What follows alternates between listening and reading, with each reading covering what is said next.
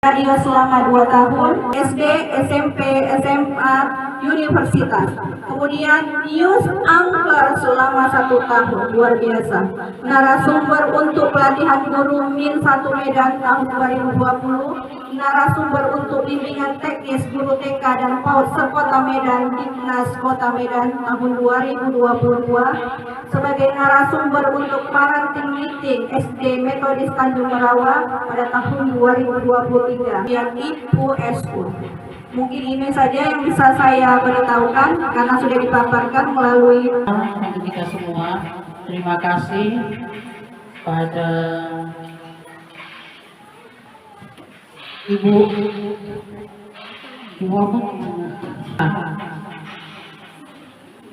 yang telah meringankan langkah untuk sampai ke sekolah ini. Dan selamat datang untuk ibu-ibu para undangan. Sangat berbesar hati bagi saya atas ringannya langkah ibu-ibu untuk memenuhi undangan kita. Juga ibu kepala sekolah dan para guru yang saya sayangi. Syukur alhamdulillah kita panjatkan kehadiran Allah Subhanahu wa taala, serta tak lupa salawat serta salam kehadiran junjungan kita Nabi besar Muhammad SAW. Bapak dan Ibu, kenapa kok tiba-tiba ada undangan ya sama kami? Itulah kira-kira ya Bu ya, ibu-ibu, para orang tua murid. Ini para orang tua murid Bu Masar, manis-manis kan orangnya, muda-muda. Ini ada yang sebagai istri camat. Iya. Yang nyanyi tadi Bu Bunda Dewan, itu adalah penyanyi Dewan itu ya, Dewan Belanda ya. Jadi tapi di rumah Ibu adalah anak ibu-ibu semua. Saya nggak bilang bapak ibu karena yang datang ibu-ibu semua. Jadi para orang tua murid yang berhadir dalam usaha untuk mensukseskan pendidikan anak-anak kita. Saya katakan anak-anak kita karena sekarang anak itu, anaknya ibu udah berbagi dengan kami ya Bu ya. Dalam upaya mensukseskan pendidikan anak-anak kita tak lepas kalau ilmu saja yang kita tanamkan kepada anak-anak, dia akan pintar. Tapi ya, yang paling perlu saat ini di samping ilmu pengetahuan adalah akhlak, adalah karakter. Di hadapan kita, anak-anak itu mungkin adalah anak-anak tercinta, anak-anak yang baik. Begitu juga di hadapan guru-guru, mungkin mereka karena takut ya, takut juga jadi anak yang baik. Tapi di luar dari jangkauan kita, kadang saya kan kurang paham di sini dalam hal tentang psikologinya ini ya. Jadi maka ayo kita bekerja sama antara guru dan orang tua, dinilai, diperhitungkan di dalam masyarakat. Jadi untuk acara selanjutnya yaitu acara inti kita, kami persilakan kepada Ibu Karla Marsha untuk dapat memberikan sedikit sosialisasinya kepada kami, Bapak Ibu yang berhadir di sini. Terima kasih. Selamat pagi Bapak Ibu. Selamat pagi dan salam sejahtera untuk kita semua. Puji dan syukur kita panjatkan kehadiran Allah Subhanahu wa taala, karena atas izinnya lah ya kita bisa berkumpul dalam ruangan ini untuk bersama-sama menyimak dan saling sharing sebenarnya berkaitan dengan masalah perhubungan ini. Karena saya yakin Bapak Ibu, ya terutama Bapak Ibu guru ya, itu pasti punya pengalaman sendiri mengenai bagaimana menengahi hal ini gitu ya. Kemudian tak lupa saya sampaikan apresiasi untuk seluruh panitia yang telah bersama-sama akhirnya bisa bahu-membahu ya membuat acara ini menjadi kenyataan, terutama untuk Ibu Kepala Sekolah dan juga untuk Bapak Ibu, Bu Moderator yang sudah berperilaku di sekolah. Itu merupakan cerminan dari bagaimana lingkungan sekitar rumah. Saya tidak bilang hanya lingkungan rumah ya Bu ya, tapi lingkungan rumah termasuk teman permainan di rumahnya, tetangga-tetangganya, tapi yang paling besar adalah bagaimana situasi rumah kita itu paling memperlakukan anak kita gitu ya. yang dibiasakan seperti apa gitu ya, yang akhirnya malah membuat anak kita berperilaku seperti itu juga di rumah sekolah, yang akhirnya dimaknai sebagai bentuk perundungan. Nah, tadi anak kita Bapak Ibu itu adalah cerminan kita di rumah. Sehingga kalau misalnya nih ada perilaku-perilaku yang kurang tepat, kita perbaiki bersama gitu. Jadi di sini tidak ada maksud menggurui atau apa, di sini hanya mengingatkan saja. Sehingga kita bisa membuat perilaku kita di rumah lebih tepat dan akhirnya mendukung nih perilaku anak kita di sekolah dan di lingkungannya. Sehingga dia dikenal menjadi anak yang baik. Itu harapan kita bersama ya Bapak Ibu ya. Baik, sebelumnya ini harus ada yang ya nih Bapak Pengawas sudah datang ya. Sebelumnya harus ada saya juga belum psikolog Bapak Ibu, masih dalam prosesnya. Tapi saya sudah S2 psikologi di Belanda. Jadi kita ini dulu ya, kita koreksi dulu gitu supaya tidak. Ya, kita langsung aja ke pertama ya Bapak Ibu ya. Berkaitan dengan perundungan. Apa pengertiannya dan jenisnya apa? Mungkin di sini Bapak Ibu ada yang bisa untuk sedikit berbagi. Kalau ada yang sudah baca sebelumnya silakan. Ya, jadi ada yang tadi, kalau perilaku dikatakan baik, kalau berulang pada pelaku yang sama, pada korban yang sama, dilakukan oleh pihak yang lebih kuat terhadap pihak yang sekarang apa jenis-jenisnya gitu Bapak Ibu. Nah, jadi ada beberapa jenis ya. Pertama fisik ya, kemudian verbal, relasional, cyberbullying, seksual, dan antar saudara. Jadi di antara anak-anak kita itu bisa juga terjadi bullying atau perundungan yang kalau tidak kita tenangi sebagai orang tua, nanti polanya terbawa keluar gitu ya. Baik, kita akan mulai dari yang fisik dulu. Apa sih bentuk-bentuknya itu seperti apa? Menampar, memukul, mencekik, mencolok, menunjuk, menendang, menggigit, menggores, melintir, mendahi. Sebagai orang tua juga melakukan ini, tolong untuk dikoreksi juga. Kalau nanti anak kita bisa melakukan hal yang sama ke orang lain.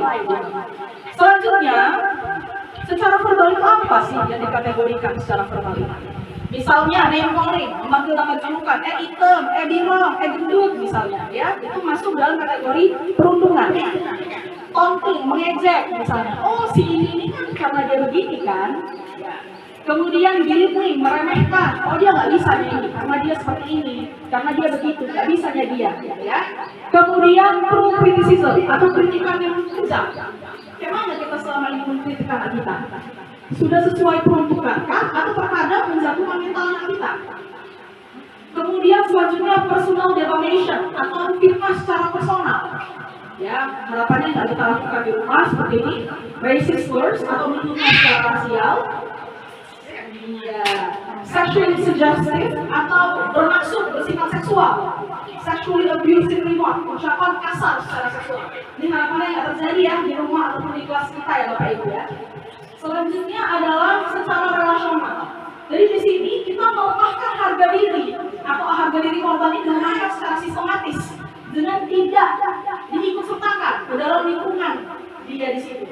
Misalnya dia diabaikan, dia dikucilkan, dia dihindari. Contohnya pernah nggak ada hukuman kita di rumah berikan pada anak kita kalau dia melakukan yang salah, nggak usah tidur pada jam pelajaran atau pada saat mengajarkan tidur di foto misalkan di grup keluarga, itu juga sudah merupakan bentuk bullying, gitu ya. Nah selanjutnya trolling, posting konten untuk reaksi online, tahu apa yang posting supaya ada reaksi secara online, itu juga bentuk bullying. Kemudian panggilan umum, misalnya dari chat, itu juga bisa disebut sebagai bullying, ya. Menyebarkan info palsu, info eksplisit, ingin kita membaca sama fisik, harapannya tidak ada juga. Tapi ini juga termasuk bullying atau perundungan. Selanjutnya, perundungan seksual. Ya, jadi tidak hanya perilakunya Bapak Ibu ya, bukan hanya perilaku. Kalau sudah misalnya harassment atau pelecehan seksual bukan itu saja, tapi juga termasuk di dalamnya gambar, bentuk, bahasa, komentar seksual yang pantas. Itu bisa dikategorikan ke dalam tadi perundungan yang bersifat seksual. Nah selanjutnya, ada Bapak Ibu? Nggak ada ya? Baik, sekarang kita masuk ke ciri-cirinya. Ini Bapak Ibu di belakang apa? Tulisan. Yang pertama, penurut, pasif, dan cemas, sehingga lebih mudah untuk diganggu. Misalnya, takut nggak dikawani, cemas nggak dikawani, udah nggak apa-apa lah, saya diterapkan seperti ini. Kita lihat nih kalau di rumah seperti apa, ada nggak bahasa, pokoknya kau harus jadi anak penurut ya. Bukan kita ajarin anak kita untuk jadi rebel juga, untuk jadi anak melawan, bukan begitu. Tapi anak itu harus punya pendirian. Nah, jadi seperti apa? Coba kita koreksi sama-sama. Bagaimana selama ini cara kita memperlakukan anak kita dan meminta dia berperilaku. Kemudian yang kedua, tidak asertif.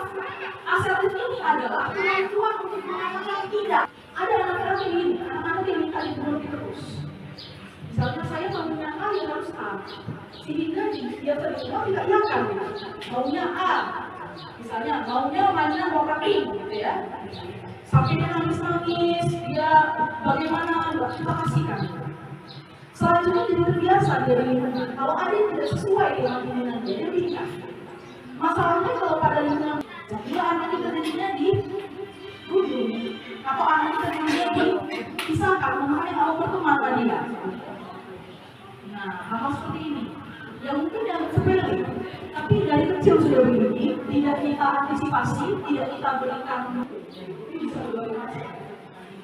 Kemudian masalah manajemen emosi, suka marah, soal kita, kalau marah bahasanya kasar,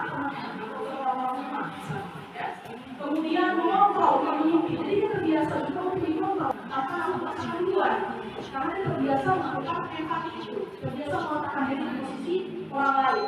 Jadi sebelum berjuang, kalau diberikan, kalau dari kacamata orang itu seperti apa yang dirasakan. Jadi tidak memandang itu sesuai. Contohnya, mungkin hal yang lucu, tapi kalau dilakukan setiap hari dia belajar untuk menghormati siapa yang bicara. Atau misalnya pada saat anak kita ngomong, kita nggak mendengarkan dia, kita pegang hati. Kita mau menghormati dia nggak? Enggak, selanjutnya juga begitu ya. Pada saat kita ngomong dia pegang HP juga, tidak mendengarkan. Jadi semuanya itu dipelajari. Tadi ya, kalau itu sesuatu yang dipelajari. Jadi kita kalau anak kita mau dialog sama orang lain, kita juga harus memperlakukan anak kita dengan hormat.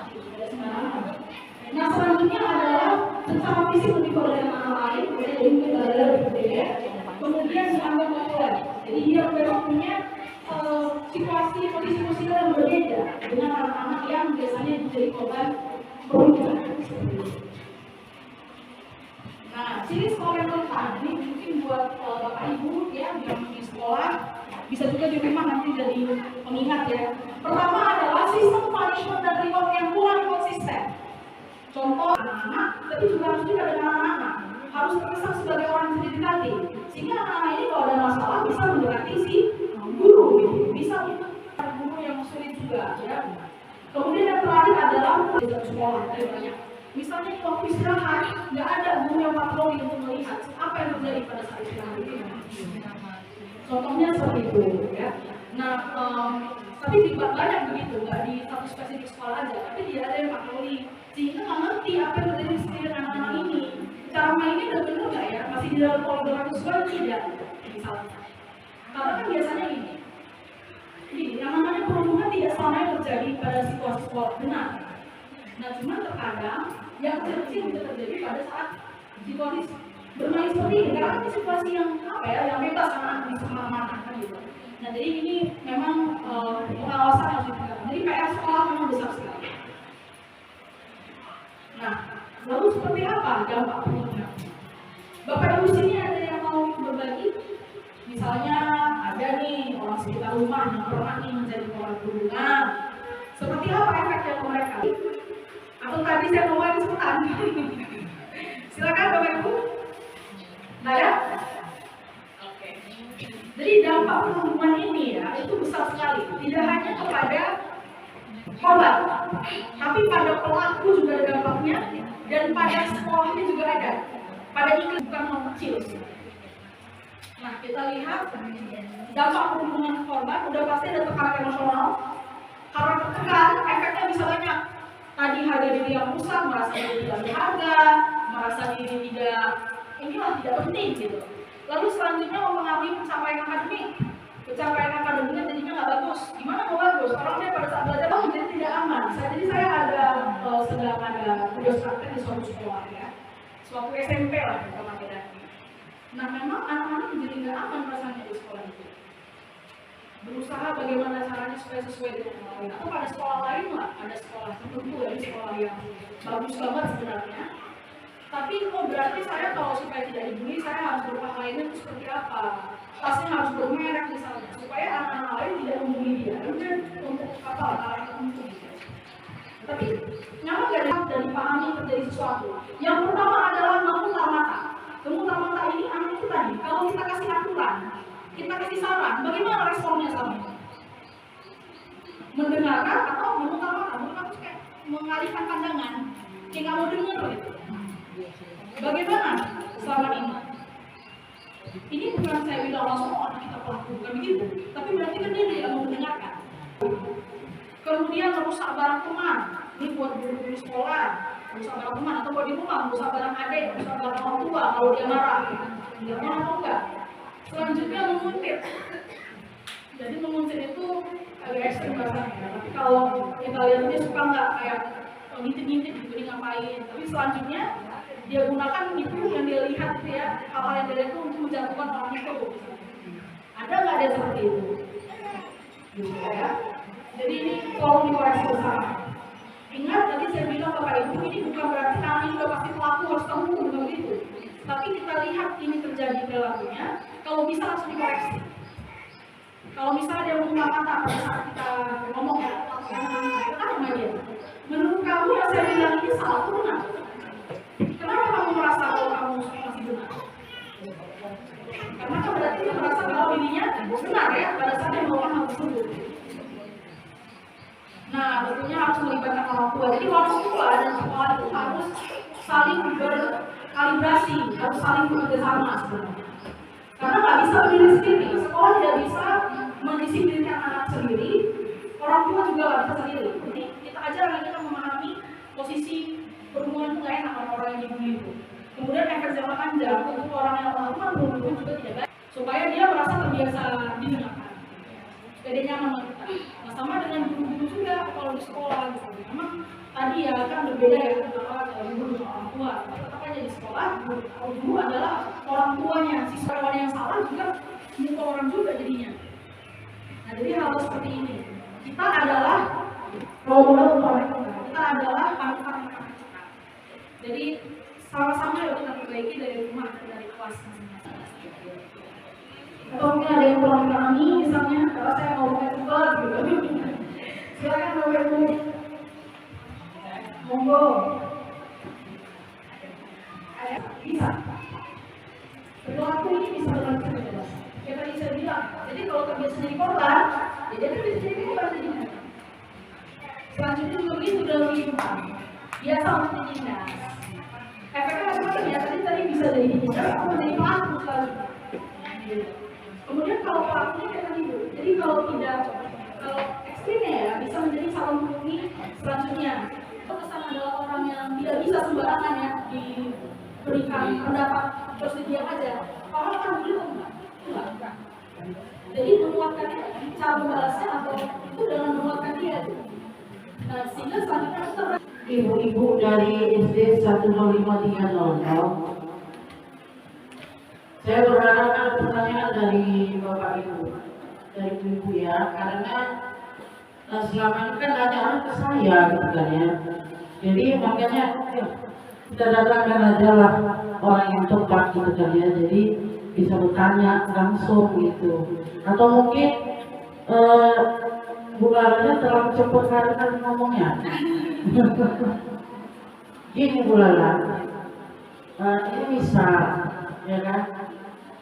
Ini semisal Bu Lala punya anak. Jadi anaknya Bu Lala itu di rumah udah dikasih pendidikan dan diajar, ya seperti itu. Tapi memang apapun yang Bu Lala sampaikan sama anak Bu Lala itu gak ada ngaruhnya gitu media. Dia tetap dengan inilah diriku, suka hatiku aku kemana-mana kan gitu. Sehingga si orang tua itu maksudnya Bu Lala ya, Bu Lala sendiri sudah gak paham mau diapain gitu kan ya. Jadi sehingga sikap si anak tadi terbawa ke sekolah kan itu. Jadi sementara sebagai guru selaku pendidik, si guru menerapkan ilmu yang dia terapkan, yang menerapkan apa yang sudah dia terima sebagai modal untuk mendidik. Sudah dengan bujukan, dibujuk si anak ini, karena dibujuk itu dia jadi itulah ya kan. Semakin kemendean, dikerasi, dia ya melawan gitu ya, dablek gitu dibilang. Ketika hal itu disampaikan ke orang tua, malah orang tuanya nyalakan gurunya, gitu loh. Malah nyalakan gurunya, dan dia bilang, aku dulu kayak gitu waktu sekolah, dan guruku dulu ngajarin aku sampai nangis guruku itu, gitu. Jadi apakah berarti orang tua tadi minta supaya si guru itu ngajarkan anaknya sampai nangis-nangis juga. Jadi sehingga si guru tadi kan gini, mau diapain lah nih anak.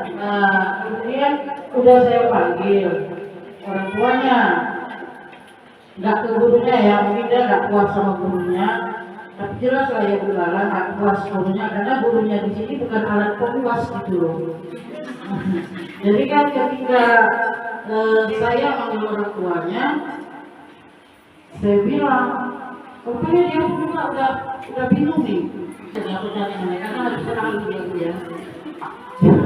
Jadi saya bilang, ini hobi anak ini di rumah ngapain? Kan gitu kan ya. Dia suka memperhatikan kerjaan orang tuanya. Kerja bapaknya apa? Oh, bengkel, kan gitu kan. Ajak aja dia ke sana, saya bilang. Mungkin ada sebagian anak itu setengah mampus disampaikan ilmu pengetahuan itu gak ada otaknya.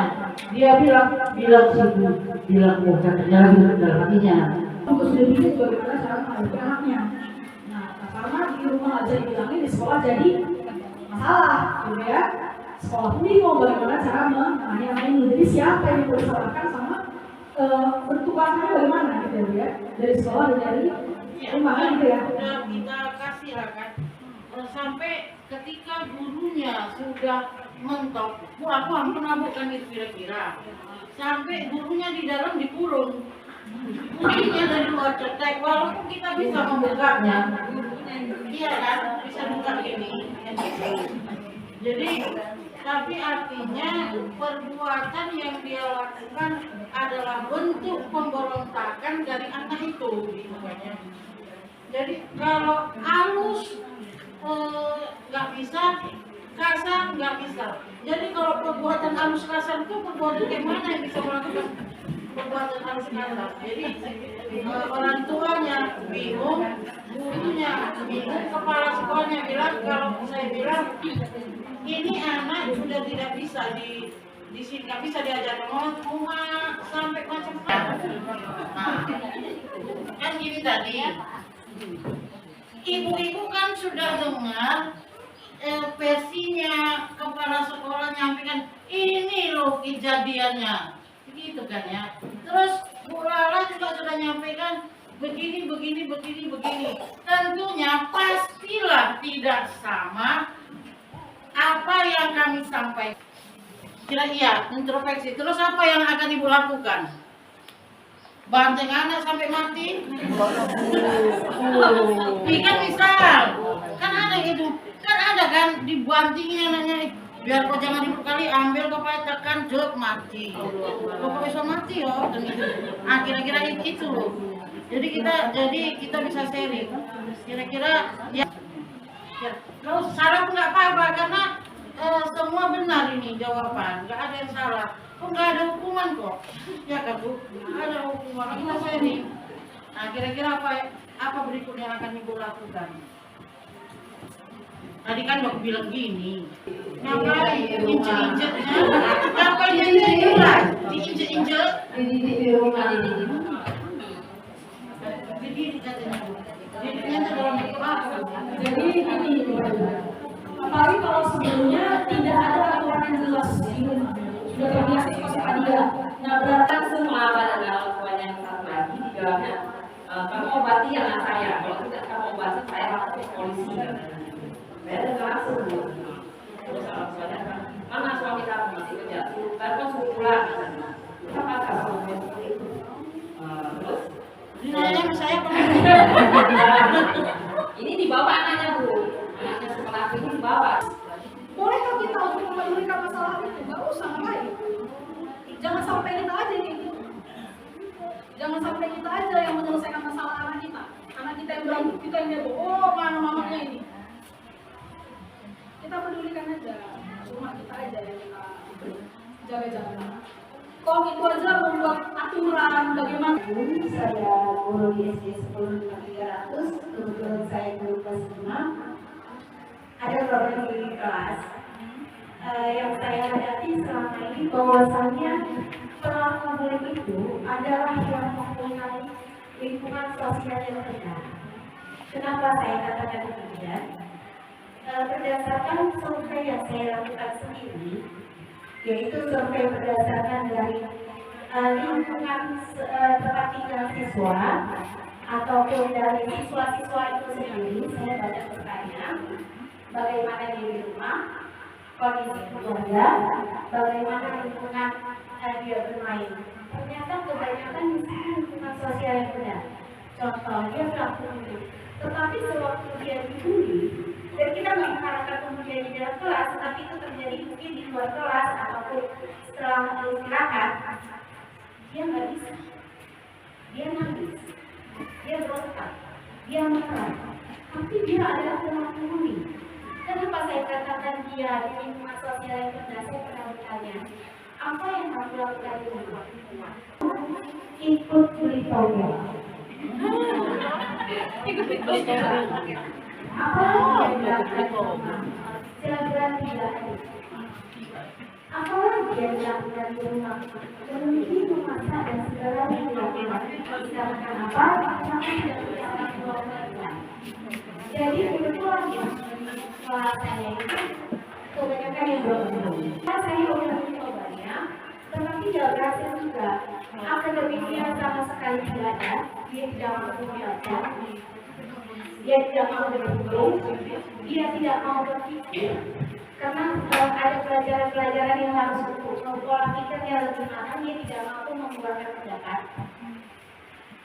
Segala cara sudah saya coba, sudah saya memahami karakternya, dan tidak karena dari lingkungannya anak itu tidak bisa diselesaikan sama sekali. Di dalam lingkungan sosialnya ini tidak secara bijak sekali. Jadi tidak ada saling membantu. terus apa namanya? Ketika kita manggilnya lagi, boleh kita panggil anak kita, udah dengar kawannya, kan ya? Itu yang kawannya memberikan dengan panggilan itu. Jadi sedangkan kalau sebutkan orang yang kita sayangi itu dengan sebutan yang kasih sayang, jangan iya bagus, dia udah bandel. Ya silakan dari Bulala, saya catatkan Bulala bukan alat pemuas. Kan gitu kan ibu sebagai pemain ya kan melaksanakannya di rumah. Tadi mau dibilang saya sudah saya lakukan apa yang disampaikan sama Bu Lala dengan cara saya. Wow, luar biasa. Tepuk tangan itu ibu. Ini aku bilang.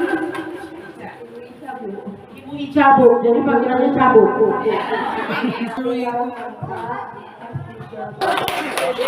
Perbukanan adalah sesuatu yang gratis kalau diberi. Mari kita tepuk tangan luar biasa sekali. Sekali tepuk tangan luar biasa sekali. Tepuk tangan luar biasa sekali. Lagi. Tepuk tangan sekali. Kata begini, berikanlah itu ya, tidak apa-apa itu sekali tepuk dengan terapi tidak apa-apa. Ada lagi yang bertanya, ibu kayaknya tadi mau nanya. Oh Bapak. Bapak Ibu kalau SD kan perempuan ya biasanya, tapi ini SD satunya laki-laki. Saya juga sedikit bully dengan nama saya dulu SD, tapi saya nggak peduli. Kenapa? Dicari dimanapun SD yang laki-laki cuma yang ada cuma di depan ini. Dua. Nah ini kan berarti terkait dengan bully dan perundungan yang ada di sekolah. Antara guru dengan siswa, tapi antara kepala sekolah dengan guru. Nah ini bagaimana yang harus kita sikapi gitu. Peran saya sebagai ini dulu. Terima kasih. Assalamualaikum warahmatullahi wabarakatuh. Itu lebih adalah untuk membuat jalur komunikasi menjadi tersedia, aksesnya menjadi lebih mudah. Jadi supaya pihak daripada guru-guru semua sekolah itu bisa menghubungi bapak dan ibu. Jadi bapak itu mengesankan kalau ada apa-apa lapor saya. Jadi udah ada satgasnya belum ada ya? Satgas untuk masalah ini. Jadi itu kan udah masalah yang minta ya Pak. Mungkin tadi lah Pak yang tadi bully dilakukan oleh kepala sekolah kepada guru. Nah mungkin sebenarnya bukan bully, tapi mungkin ada perbedaan generasi. Jadi cara Pak yang mengenai pemberian tugas atau cara memanggil gitu yang dipahami oleh generasi dilakukan itu sih. Semoga itu menjawab. Baik, ada lagi yang ditanyakan oleh Pak Ibu?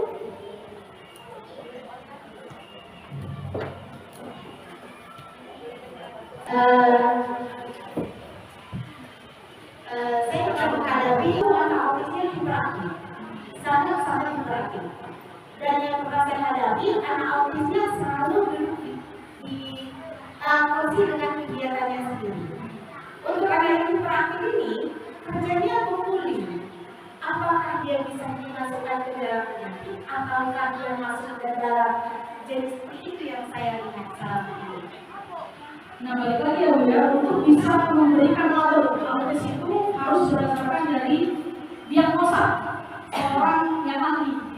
Jadi yang bisa mendiagnosa seorang anak itu autis atau tidak itu harus diberikan kepada psikolog. Nah jadi saya pikir hal seperti ini juga apa ya, kita kan tapi namun memang dia ada kesulitan mengontrol perilakunya.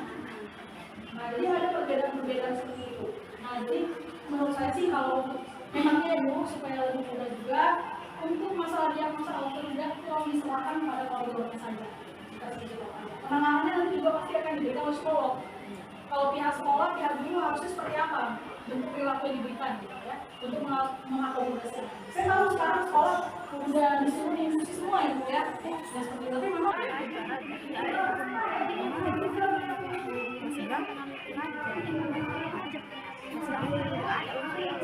tentang materi perhubungan ini kepada kami semua, semoga apa yang yang disampaikan bisa jadi acuan yang indah.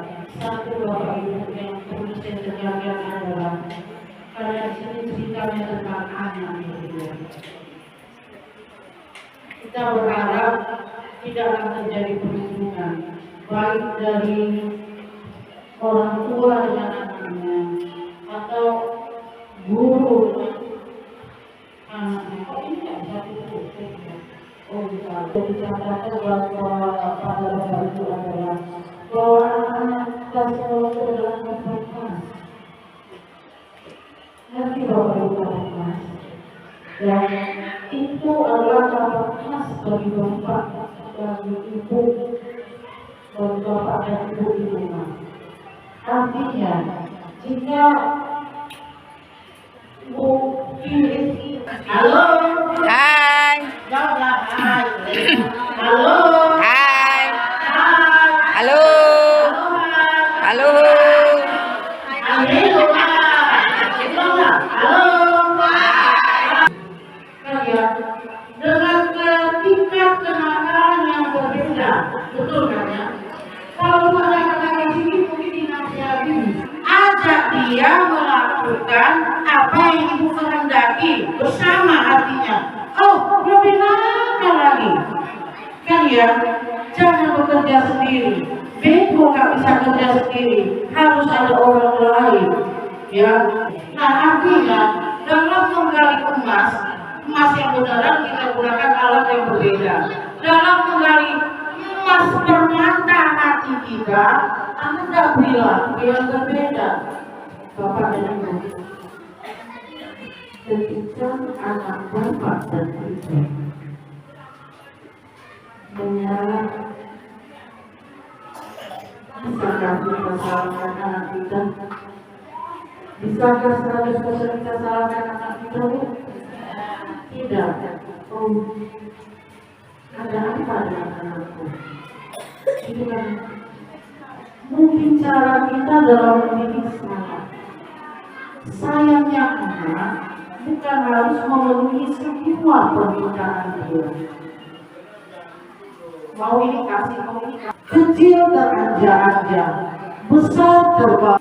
Orang harus menyebutkan dasar anjing. Kita bilang sama anak kita, anak bapak ibu tetap manusia, tapi doa ibu sampai ke langit. Anak itu manusia dan perlakuannya macam anjing. Kenapa? Karena ucapan kita hati-hati kita kalau bicara. Kan ya, apa sih susahnya satu kalimat sama? Menang anjing kamu, tapi dengan oh coba sebentar, bawa ya. Samanya ucapan. Sayangnya kita, perhatian kita, nggak perlu kita dengan makian. Kelulusan bisa menjatuhkan hatian. Pak, dulu saya ini dulu itu bandel saya. Pukullah saya, dipukul sama orang tua saya. Ini guru dan tim kreator yang dari saya bilang dulu nanti mana-mana aku hipnotiknya luar biasa. Begini yang jadi dulu. Ada fotonya, ada iya, begini yang kita dulu. Kan luar biasa. Oke, terima kasih sekali lagi Bu Lala. Saya kembalikan kepada operator. Terima kasih atas segala ketuaan yang diberikan Ibu.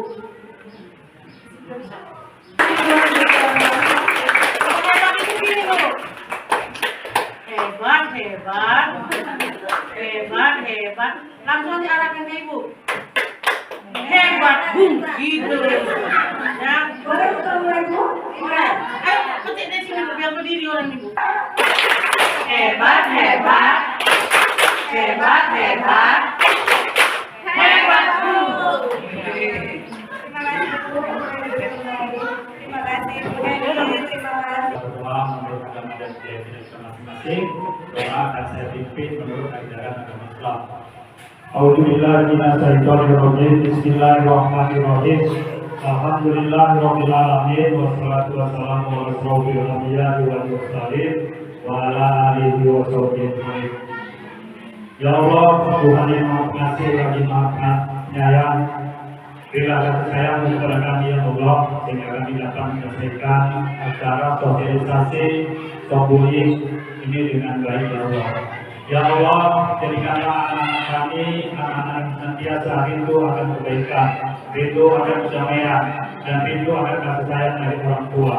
Ya Allah, ampunilah dosa kami, dosa orang tua kami, dosa guru-guru kami, dosa para pemimpin kami, dan jadikanlah anak-anak kami sebagai anak-anak yang soleh dan solehah, yang kelak akan menjadi pewaris keluarga, pewaris bangsa dan negara.